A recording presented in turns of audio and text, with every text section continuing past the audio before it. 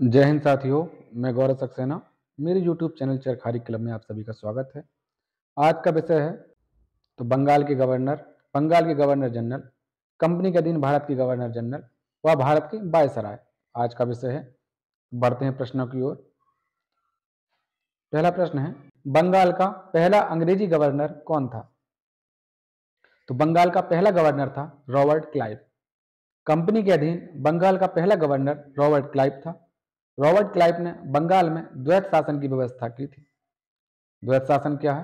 द्वैत शासन के तहत राजस्व वसूलने, सैनिक संरक्षण एवं विदेशी मामले कंपनी के अधीन थे, जबकि शासन चलाने की जिम्मेदारी नवाब के हाथ में थी। तो रॉबर्ट क्लाइव ने 1765 में इलाहाबाद की संधि के तहत मुगल सम्राट शाह आलम द्वितीय को कंपनी के संरक्षण में ले लिया था तथा मुगल बादशाह शाह आलम द्वितीय ने कंपनी को बंगाल, बिहार तथा उड़ीसा की दीवानी स्थायी रूप से दे दी थी, जिसके बदले मुगल सम्राट को 26 लाख रुपए की वार्षिक पेंशन दी जाने लगी थी। बढ़ते हैं अगले प्रश्न की ओर। अगला प्रश्न है, बंगाल का प्रथम गवर्नर जनरल कौन हुआ? तो बंगाल का पहला गवर्नर जो हुआ था वो रॉबर्ट क्लाइव था तथा गवर्नर जनरल वारन हेस्टिंग हुआ। तो रेगुलेटिंग एक्ट 1773 के तहत बंगाल के गवर्नर को अब गवर्नर जनरल कहा जाने लगा था, जिसका कार्यकाल 5 वर्ष निर्धारित किया गया था। इस प्रकार भारत में कंपनी के अधीन प्रथम गवर्नर जनरल वारन हेस्टिंग हुआ। वारन हेस्टिंग प्रारंभ में 1750 में एक क्लर्क के रूप में कलकत्ता आया था। वारन हेस्टिंग ने प्रशासनिक सुधार के लिए सर्वप्रथम 1772 में कोर्ट ऑफ डायरेक्टर्स के आदेशानुसार बंगाल में द्वैत शासन की समाप्ति की घोषणा कर दी थी तथा सरकारी खजाने का स्थानांतरण मुर्शिदाबाद से कलकत्ता कर दिया था। वारन हेस्टिंग ने 1781 में कलकत्ता में मुस्लिम शिक्षा के विकास के लिए प्रथम मदरसा स्थापित किया था। तो प्रथम मदरसा वारन हेस्टिंग ने 1781 में कलकत्ता में स्थापित किया था। तो वारन हेस्टिंग ने मुगल सम्राट को मिलने वाली 26 लाख रुपए की वार्षिक पेंशन को बंद करवा दिया था। वारन हेस्टिंग के समय ही 1780 में भारत का पहला समाचार पत्र बंगाल गजट का प्रकाशन जेम्स अगस्टस हिक्की ने किया था। बढ़ते अगले प्रश्न की ओर। अगला प्रश्न है, कलकत्ता में एशियाटिक सोसाइटी ऑफ बंगाल की स्थापना किसने की थी? तो कलकत्ता में एशियाटिक सोसाइटी ऑफ बंगाल की स्थापना विलियम जॉन्स ने की थी। 15 जनवरी 1784 को वारन हेस्टिंग के समय एशियाटिक सोसाइटी की स्थापना विलियम जॉन्स ने की थी। अगला प्रश्न है, किस गवर्नर जनरल पर महाभियोग चलाया गया था? तो वारन हेस्टिंग पर। तो कलकत्ता के पहले गवर्नर जनरल वारन हेस्टिंग पर महाभियोग चलाया गया था। ब्रिटिश इंडिया एक्ट 1784 का विरोध में इस्तीफा देकर जब वारन हेस्टिंग फरवरी 1785 में इंग्लैंड पहुंचे तो वारन हेस्टिंग पर अन्यायपूर्ण तथा निरंकुश कार्यों के कारण इन पर महाभियोग का मुकदमा चलाया गया था, जो 1788 से 1795 तक चलता रहा। किंतु ब्रिटिश संसद ने उनकी सेवा को देखते हुए उन्हें सभी दोषों से मुक्त कर दिया था तथा यह कहा था कि वारन हेस्टिंग ने सब कुछ साम्राज्य के हित के लिए किया, अपने हित के लिए नहीं किया। अगला प्रश्न है, भारतीय नागरिक सेवा का जनक किसे माना जाता है? तो भारतीय नागरिक सेवा का जनक लॉर्ड कॉर्नवालिस को माना जाता है। भारत में लोक सेवा का सर्जन लॉर्ड कॉर्नवालिस द्वारा किया गया था। कॉर्नवालिस ने जिले के समस्त अधिकार कलेक्टर के हाथों में दे दिए थे। बंगाल के गवर्नर जनरल बनने के बाद कॉर्नवालिस ने प्रशासन को पुनर्गठित किया तथा राजस्व बोर्डों को भंग कर इसके संबंध में नए नियम बनाए तथा कंपनी के अधिकारियों के व्यक्तिगत व्यापार के संबंध में भी नियम बनाए। उसने कॉर्नवालिस कोड के माध्यम से दीवानी तथा न्यायिक क्षेत्रों में स्पष्ट विभाजन किया, जिसने आगे चलकर भारतीय सिविल सेवा का रूप लिया। अगला प्रश्न है, लॉर्ड कॉर्नवालिस की कब्र कहाँ है? तो लॉर्ड कॉर्नवालिस की मृत्यु 5 अक्टूबर 1805 को लॉर्ड कॉर्नवालिस की मृत्यु 5 अक्टूबर 1805 को उत्तर प्रदेश के गाजीपुर में हो गई थी। यहीं पर लॉर्ड कॉर्नवालिस की कब्र है। तो लॉर्ड कॉर्नवालिस की कब्र उत्तर प्रदेश के गाजीपुर में है। अगला प्रश्न है, सहायक संधि किस गवर्नर जनरल ने प्रारंभ की थी? तो सहायक संधि लॉर्ड वेलेजली ने प्रारंभ की थी। लॉर्ड वेलेजली ने 1798 से 1805 तक भारत के गवर्नर जनरल रहे। लॉर्ड वेलेजली 1798 से 1805 तक गवर्नर जनरल रहे। भारतीय राज्यों को अंग्रेजी राजनीतिक परिधि में लाने के लिए सहायक संधि प्रणाली का प्रयोग किया था। कहा जाता है कि सहायक संधि का सर्वप्रथम प्रयोग यूरोपीय डुप्ले ने किया था, जिसने किराए पर भारतीय राजाओं को सेना दी थी। प्रथम सहायक संधि 1765 में अवध से की गई थी, जिसमें कंपनी ने एक निश्चित धन के बदले उनकी सीमाओं की रक्षा करने का वचन दिया था। बेलेजली की सहायक संधि को स्वीकार करने वाला पहला शासक हैदराबाद का निजाम था। तो लॉर्ड बेलेजली की सहायक संधि को स्वीकार करने वाला पहला शासक हैदराबाद का निजाम था। सहायक संधि को स्वीकार करने वाला प्रथम मराठा पेशवा बाजीराव द्वितीय था। तो सहायक संधि को स्वीकार करने वाला प्रथम मराठा पेशवा बाजीराव द्वितीय था, जबकि इंदौर के होलकर राजाओं ने बेलेजली की सहायक संधि को स्वीकार नहीं किया था। लॉर्ड बेलेजली स्वयं को बंगाल का शेर भी कहता था। सहायक संधि में भारतीय राजाओं को शुल्क पर सुरक्षा दी जाती थी। अगला प्रश्न है, सती प्रथा किसने पाबंदी लगाई थी? सती प्रथा पर किसने पाबंदी लगाई थी? तो लॉर्ड विलियम बेंटिक ने। राजा राम मोहन राय की मदद से लॉर्ड विलियम बेंटिक ने कानून बनाकर सती प्रथा को पूरी तरह से प्रतिबंधित कर दिया था। 1829 में नियम 17 के तहत, तो 1829 में नियम 17 के तहत विधवाओं को जलाना अवैध घोषित कर दिया गया था। इसके अतिरिक्त पूर्व में अकबर और मराठा पेशवाओं ने भी सती प्रथा पर रोक लगाने का प्रयास किया था। अगला प्रश्न है, भारत का प्रथम गवर्नर जनरल कौन था? तो भारत का प्रथम governor general Lord William Bentinck हुआ। 1833 के चार्टर एक्ट के तहत बंगाल के गवर्नर जनरल को भारत का गवर्नर जनरल कहा जाने लगा था। इस प्रकार भारत का प्रथम governor general Lord William Bentinck हुआ। अगला प्रश्न है, ठगी प्रथा को किसने समाप्त किया था? तो ठगी प्रथा को लॉर्ड विलियम बेंटिक ने कर्नल सलीमन की सहायता से लॉर्ड विलियम बेंटिक ने कर्नल सलीमन की सहायता से 1830 में ठगी प्रथा को समाप्त कर दिया था। बेंटिक ने शिशु बालिका हत्या पर भी प्रतिबंध लगा दिया था। अगला प्रश्न है, भारतीय प्रेस का मुक्तिदाता किस गवर्नर जनरल को कहा जाता है? तो भारतीय प्रेस का मुक्तिदाता चार्ल्स मैटकॉप को कहा जाता है।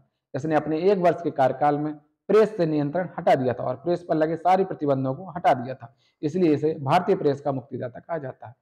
अगला प्रश्न है, दास प्रथा का उन्मूलन किस गवर्नर जनरल के समय हुआ था? तो दास प्रथा का उन्मूलन लॉर्ड एलनबरो के समय हुआ था। अगला प्रश्न है, नरबली प्रथा पर किस गवर्नर जनरल ने प्रतिबंध लगाया था? तो नरबली प्रथा पर लॉर्ड हार्डिंग ने प्रतिबंध लगाया था।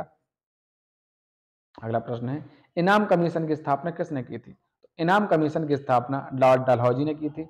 इनाम कमीशन का उद्देश्य भूमि कर रहित जागीरों का पता करके उन्हें छीनना था।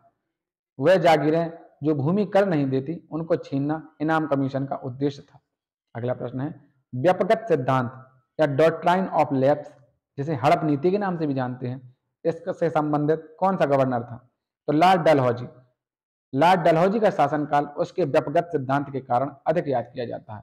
इस नीति के तहत किसी रियासत के शासक का पैतृक वारिस न होने के स्थिति में रियासत की सर्वोच्च सत्ता ब्रिटिश साम्राज्य में मिला लिया जाता था। राज हड़प नीति या व्यापकत सिद्धांत के तहत ब्रिटिश साम्राज्य में विलय होने वाला प्रथम राज्य सतारा तो महाराष्ट्र में 1848 था, तथा 1853 में इस सिद्धांत के तहत झांसी को मिला लिया गया था, तथा 1854 में नागपुर को, तथा 1856 में अवध के नवाब पर कुशासन का आरोप लगाकर अवध को भी ब्रिटिश साम्राज्य में मिला लिया था। व्यापकत सिद्धांत का अर्थ था कि जिस राज्य का अपना खुद का पुत्र नहीं होगा वह किसी पुत्र को अपने उत्तराधिकारी के रूप में गोद लेकर अपने उत्तराधिकारी की घोषणा नहीं कर सकता। अगला प्रश्न है, भारत में पहली रेलवे लाइन कब शुरू हुई थी? तो भारत में पहली रेलवे लाइन 16 अप्रैल 1853 में बंबई से थाने के मध्य हुई थी, जो 34 किलोमीटर की दूरी थी। भारत में रेल निर्माण की दिशा में प्रथम प्रयास British governor general Lord Dalhousie द्वारा किया गया था। प्रथम रेलवे लाइन 1853 में बंबई से थाने के बीच डलहौजी के समय ही बिछाई गई थी।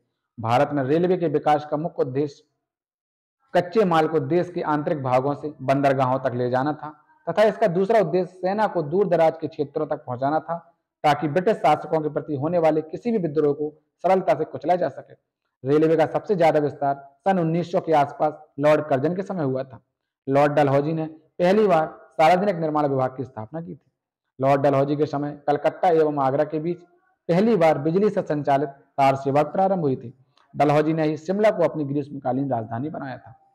अगला प्रश्न है, भारत का कंपनी द्वारा नियुक्त अंतिम गवर्नर जनरल कौन था? तो भारत का कंपनी द्वारा नियुक्त अंतिम गवर्नर जनरल था Lord Canning. Lord Canning company के अधीन अंतिम गवर्नर जनरल तथा ब्रिटिश सम्राट के अधीन नियुक्त भारत का प्रथम वायसराय था। 1857 की महान क्रांति के बाद महारानी विक्टोरिया ने एक घोषणा की। 1 नवंबर 1858 को इलाहाबाद में हुए दरबार में लॉर्ड कैनिंग द्वारा यह घोषणा को सुनाया गया। इस घोषणा के तहत भारत में ईस्ट इंडिया कंपनी के शासन को समाप्त कर दिया गया तथा भारत के शासन को सीधे ब्रिटिश शाही ताज, जिसे हम ब्रिटिश क्राउन के नाम से जानते हैं, के अधीन कर दिया गया। इसी घोषणा के तहत लॉर्ड कैनिंग कंपनी के अधीन भारत का अंतिम गवर्नर जनरल तथा ब्रिटिश क्राउन के अधीन भारत का पहला वायसराय हुआ, अर्थात अब गवर्नर जनरल को भारत का वायसराय कहा जाने लगा। महारानी विक्टोरिया की घोषणा के आधार पर लॉर्ड डलहौजी द्वारा शुरू की गई व्यक्तिगत की नीति या राज हड़प नीति को समाप्त कर दिया गया तथा देशी राज्यों के शासकों को उत्तराधिकारी गोद लेने की अनुमति दे दी गई तथा स्थानीय राजाओं के अधिकार, गौरव तथा सम्मान का अपने समान ही संरक्षण का विश्वास दिलाया गया। अगला प्रश्न है, इंडियन हाई कोर्ट एक्ट किसके कार्यकाल में पारित हुआ था? Indian high court act Lord Canning के समय पर पारित हुआ था। इसी एक्ट के द्वारा सन 1862 में भारत में 3 हाई कोर्टों की स्थापना की गई थी, बंबई, कलकत्ता तथा मद्रास। 1862 में बंबई, कलकत्ता तथा मद्रास में एक एक हाई कोर्ट की स्थापना की गई थी। अगला प्रश्न है, विधवा पुनर्विवाह अधिनियम स्वतंत्र रूप से कब लागू हुआ? तो विधवा पुनर्विवाह अधिनियम 1856 में लागू हुआ था। विधवा पुनर्विवाह अधिनियम स्वतंत्र रूप से लॉर्ड कैनिंग के समय 1856 में पारित हुआ था। ईश्वर चंद्र विद्यासागर के प्रयासों के फलस्वरूप लॉर्ड कैनिंग ने 1856 में विधवा पुनर्विवाह अधिनियम 1856 पारित किया तथा इस अधिनियम की धारा 15 के तहत विधवा पुनर्विवाह अधिनियम की धारा 15 के तहत विधवा विवाह को वैध मान लिया गया और उस विवाह से उत्पन्न बालक को भी वैध घोषित किया गया। विधवा कल्याण से जुड़े नेता धोंदो केशव कर्बी ने 1899 में पूना में विधवा आश्रम की स्थापना की थी। अगला प्रश्न है, मुगल सम्राट के पद को कब समाप्त कर दिया गया था? तो मुगल सम्राट के पद को भारत शासन अधिनियम 1858 द्वारा मुगल पद को समाप्त कर दिया गया था।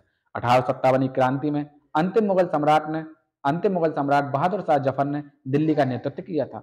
इस युद्ध को हार जाने के बाद अंतिम मुगल सम्राट बहादुर शाह जफर को रंगून भेज दिया गया था, जहां 1862 में उनकी मृत्यु हो गई थी। बहादुर शाह जफर का मकबरा भी रंगून में है। अगला प्रश्न है, स्थायी बंदोबस्त किसके शासनकाल में प्रारंभ किया गया था? स्थायी बंदोबस्त लॉर्ड कॉर्नवालिस के समय 1793 में प्रारंभ किया गया था।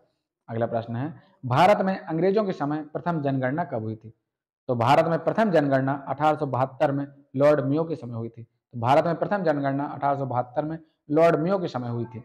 लॉर्ड मेयो के समय 1872 में भारत में प्रथम जनगणना की गई थी। भारत में नियमित जनगणना 1881 में, तो भारत में नियमित जनगणना 1881 में लॉर्ड रिपन के समय हुई थी। 1881 के बाद प्रत्येक 10 वर्ष के अंतराल में जनगणना आज तक होती आ रही है।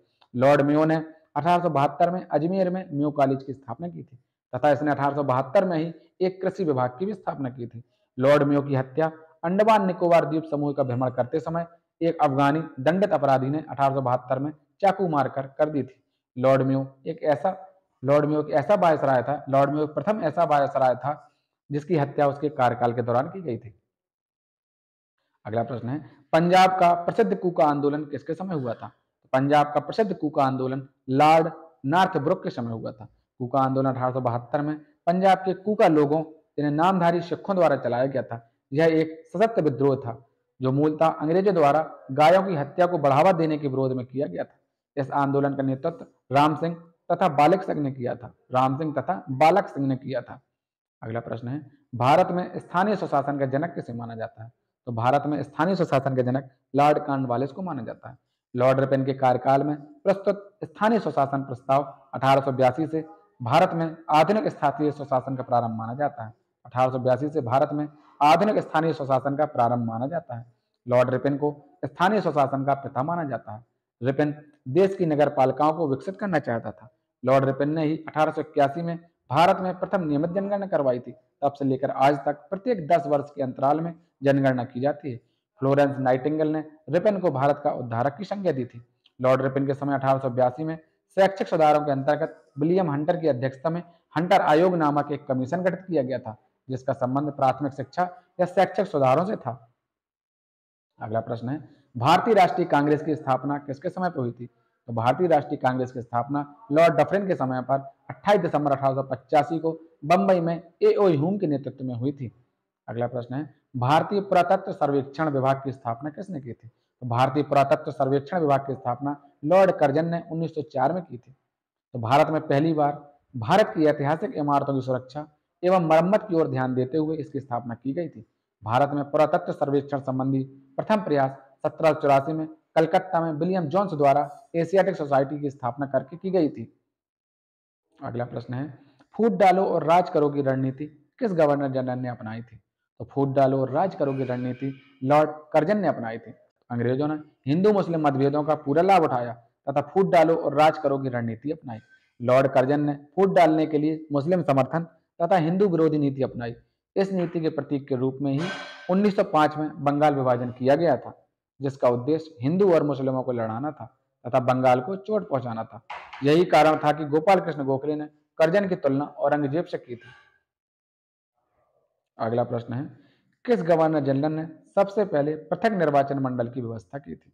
मुसलमानों को जीतने तथा उन्हें कांग्रेस के विरुद्ध करने के लिए इसका इस्तेमाल किया गया था। तो यह था लॉर्ड मिंटो। मुसलमानों के लिए पृथक निर्वाचन व्यवस्था माल्य मिंटो सुधार अधिनियम 1909 के तहत नवंबर 1905 में लॉर्ड कर्जन के स्थान पर लॉर्ड मिंटो को भारत का वायसराय नियुक्त किया गया था तथा जॉन मार्ले को भारत का सचिव नियुक्त किया गया था। इन दोनों द्वारा किए गए सुधारों को मार्ले मिंटो सुधार 1909 के नाम से जाना जाता है। इस अधिनियम के द्वारा मुसलमानों के लिए पृथक मताधिकार तथा पृथक निर्वाचन क्षेत्रों की स्थापना की गई थी। लॉर्ड मिंटो के समय ही 1906 में आगा खां एवं सलीम उल्लाह खां द्वारा ढाका में मुस्लिम लीग की स्थापना की गई थी। इसी के समय 1907 में कांग्रेस के सूरत अधिवेशन में कांग्रेस का विभाजन हो गया था। अगला प्रश्न है, ब्रिटिश भारत की राजधानी कलकत्ता से दिल्ली कब स्थानांतरित की गई थी? तो ब्रिटिश भारत की राजधानी कलकत्ता से दिल्ली 1911 में लॉर्ड हार्डिंग के समय पर स्थानांतरित की गई थी। वायसराय लॉर्ड हार्डिंग के समय भारत की राजधानी का स्थानांतरण कलकत्ता से दिल्ली किया गया था। वायसराय लॉर्ड हार्डिंग ने 1911 में जॉर्ज पंचम एवं महारानी मैरी को भारत बुलाया था तथा दिल्ली दरबार का आयोजन किया गया था, जिसे तृतीय दिल्ली दरबार के नाम से जाना जाता है। इसी दरबार में बंगाल विभाजन को रद्द कर दिया गया था तथा भारत की राजधानी स्थानांतरण की घोषणा कर दी गई थी। लॉर्ड हार्डिंग के समय ही 1914 में प्रथम विश्व युद्ध प्रारंभ हो गया था तथा लॉर्ड हार्डिंग को 1916 में बनारस हिंदू विश्वविद्यालय का कुलाधिपति नियुक्त किया गया था। अगला प्रश्न है, प्रसिद्ध चोरी चोरा की घटना किसके काल में हुई थी? प्रसिद्ध चोरी चोरा की घटना 1922 में लॉर्ड रीडिंग के समय हुई थी। चोरी चोरा की घटना उत्तर प्रदेश के गोरखपुर जिले में हुई थी। इसी घटना के कारण 1920 से महात्मा गांधी द्वारा प्रारंभ किए गए असहयोग आंदोलन को गांधी जी ने वापस ले लिया था। अगला प्रश्न है, स्वतंत्र भारत का प्रथम गवर्नर जनरल कौन था? स्वतंत्र भारत का प्रथम गवर्नर जनरल लॉर्ड माउंटबेटन था। स्वतंत्र भारत का अंतिम तथा प्रथम भारतीय गवर्नर जनरल कौन था?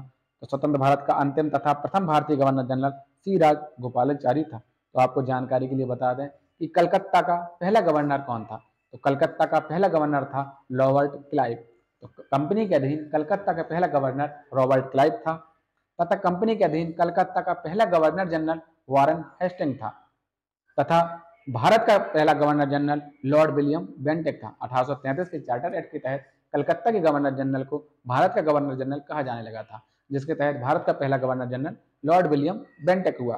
तथा भारत का पहला वायसराय कौन था? तो भारत का पहला वायसराय था लॉर्ड कैनिंग। कंपनी के अधीन अंतिम गवर्नर जनरल तथा भारत का प्रथम वायसराय लॉर्ड कैनिंग हुआ।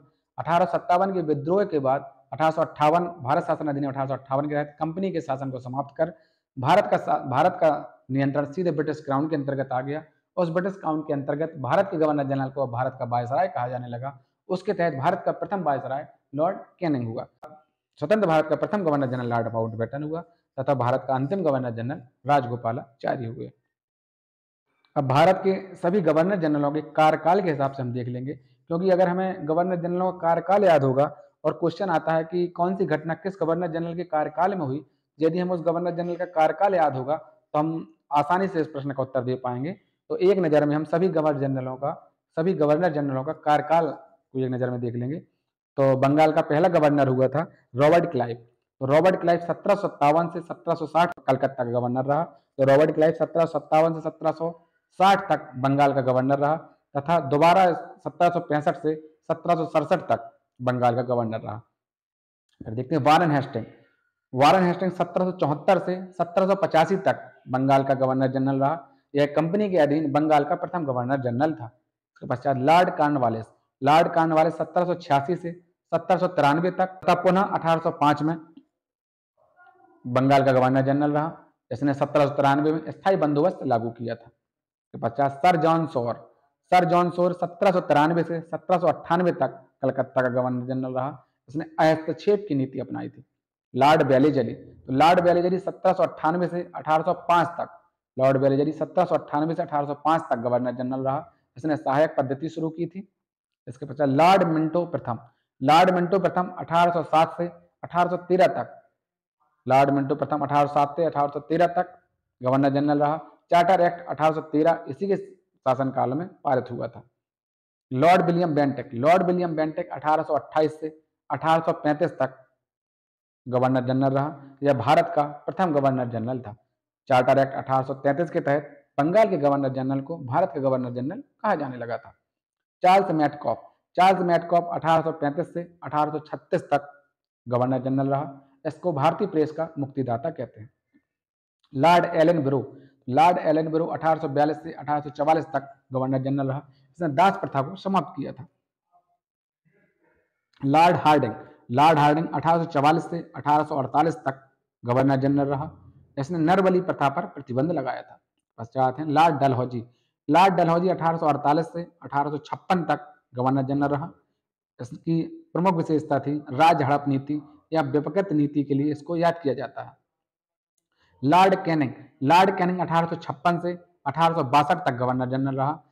यह भारत का अंतिम गवर्नर जनरल था तथा भारत का प्रथम वायसराय था। भारत शासन अधिनियम 1858 के तहत कंपनी के शासन को छीन लिया था। अब भारत का नियंत्रण सीधे ब्रिटिश क्राउन के तहत कर दिया गया था और भारत के गवर्नर जनरल को भारत का वायसराय कहा जाने लगा। इसके तहत लॉर्ड कैनिंग भारत का अंतिम गवर्नर जनरल तथा भारत का ब्रिटिश क्राउन के अंतर्गत भारत का प्रथम वायसराय हुआ। बचा लॉर्ड मेयो, लॉर्ड मेयो 1869 से 1872 तक वायसराय रहा। भारत में अंग्रेजों के समय 1872 में प्रथम जनगणना, तो भारत की प्रथम जनगणना 1872 में लॉर्ड मेयो के समय हुई थी। लॉर्ड नाथ ब्रुक, लॉर्ड नाथ ब्रुक 1872 से 1876 तक वायसराय रहा। 1872 में पंजाब का प्रसिद्ध कूका आंदोलन लॉर्ड नाथ ब्रुक के समय हुआ था। फिर लॉर्ड रिपन, लॉर्ड रिपन 1880 से 1884 तक भारत का गवर्नर जनरल या वायसराय रहा। 1881 में प्रथम नियमित जनगणना लॉर्ड रिपन के समय ही हुई थी। लॉर्ड डफरिन, लॉर्ड डफरिन 1884 से 1888 तक भारत का गवर्नर जनरल या वायसराय रहा। 28 दिसंबर 1885 को कांग्रेस की स्थापना लॉर्ड डफरिन के समय ही हुई थी। लॉर्ड कर्जन, लॉर्ड कर्जन 1899 से 1905 तक भारत का वायसराय या गवर्नर जनरल रहा। भारतीय पुरातत्व विभाग की स्थापना लॉर्ड कर्जन के समय ही हुई थी। लॉर्ड मिंटो द्वितीय, लॉर्ड मिंटो द्वितीय 1905 से 1910 तक भारत का वायसराय या गवर्नर जनरल रहा। 1909 में मार्ले मिंटो सुधार इसी के समय आया था। लॉर्ड हार्डिंग, लॉर्ड हार्डिंग 1910 से 1916 तक भारत का गवर्नर जनरल या वायसराय रहा। 1914 में प्रथम विश्व युद्ध का प्रारंभ लॉर्ड हार्डिंग के समय हुआ था। लॉर्ड चैम्सफोर्ड, लॉर्ड चैम्सफोर्ड 1916 से 1921 तक भारत का गवर्नर जनरल या वायसराय रहा। 1919 का रॉलेट एक्ट इसी के समय पारित हुआ था। लॉर्ड रीडिंग, लॉर्ड रीडिंग 1921 से 1926 तक भारत का वायसराय या गवर्नर जनरल रहा। 1922 की चोरी चोरा की घटना लॉर्ड रीडिंग के समय हुई थी। लॉर्ड इरविन, लॉर्ड इरविन 1926 से 1931 तक भारत का वायसराय या गवर्नर जनरल रहा। 4 मार्च 1931 को गांधी इरविन, प्रसिद्ध गांधी इरविन समझौता हुआ था। लॉर्ड वेलिंगटन, लॉर्ड वेलिंगटन 1931 से 1936 तक भारत का गवर्नर जनरल या वायसराय रहा। भारत सरकार अधिनियम 1935 इसी के समय पास हुआ था। लॉर्ड लिनलिथगो, लॉर्ड लिनलिथगो 1936 से 1943 तक भारत का वायसराय या गवर्नर जनरल रहा। 1940 की मुस्लिम लीग ने पाकिस्तान की मांग इसी के समय की थी। लॉर्ड वेवेल, लॉर्ड वेवेल 1944 से 1947 तक भारत का वायसराय या गवर्नर जनरल रहा। 1946 का कैबिनेट मिशन इसी के समय भारत आया था। लॉर्ड माउंटबेटन, लॉर्ड माउंटबेटन मार्च 1947 से जून 1948 तक भारत का गवर्नर जनरल रहा। 3 जून 1947 को भारत विभाजन घटना इसी के समय हुई थी।